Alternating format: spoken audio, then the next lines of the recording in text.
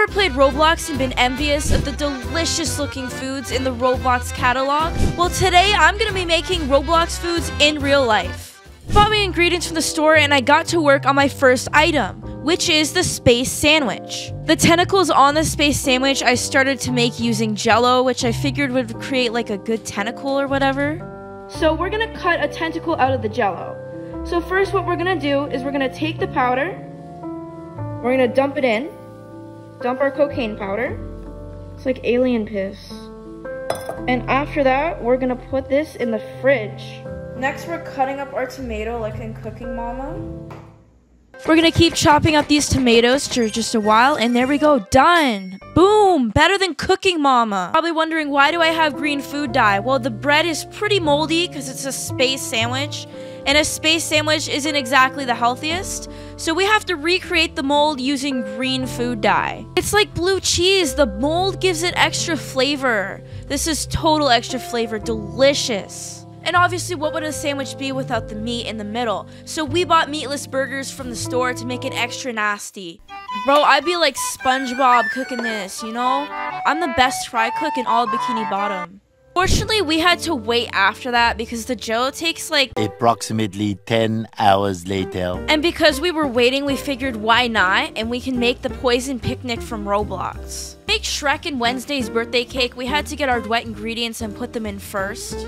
They screwed up with the egg trying to crack it, so I guess this is gonna be a literal poison picnic with salmonella.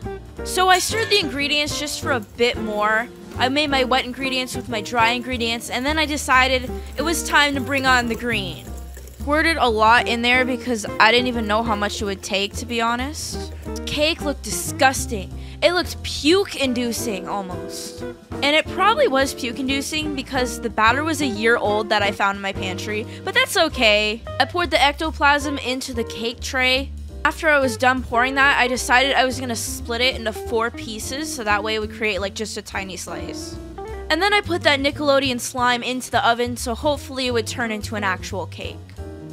With that, I had to create some sort of poison concoction to make the black buttercream, so I did that real quick in a bowl. The buttercream wouldn't get off the damn spoon, so I had to just use my hands and go in sanitary mode. Finally put the black dye into the buttercream, which was definitely a hassle, definitely a task to say. The icing was finally starting to look like nobody understood it because it's emo. The icing turned out great, as you can see. After 12 hours of waiting, the sandwich was finally done with the tentacles. So I cut open the Jello and tried to create like some sort of tentacle with it. Gordon Ramsay would have kicked me off of Hell's Kitchen by now because I would have failed every challenge. Look at this, it fell apart, no! This was starting to look like the dollar store version of the sandwich. I was about to give up. Then I remembered that I have a whole plate of Jello to work with, so it's no problem. And then I tried to create another tentacle, but it almost fell off the goddamn table. So you know what, I just made do with what I had. I had these little chunks of like alien goo. Patty, tomato, lettuce were all put in the right order. I wanted the sandwich to be as accurate as possible. And everything started to fall apart, just like my life. It took me like 30 minutes to put it back together, but when I finally did, we had a masterpiece of a product. This is the Space Sandwich in all of its glory. Comparing it to the real one, which one do you think did better? Let me know in the comments down below. Alright y'all, today is day 2. So, we're gonna have to take this. Oops. Oh, this is so fun.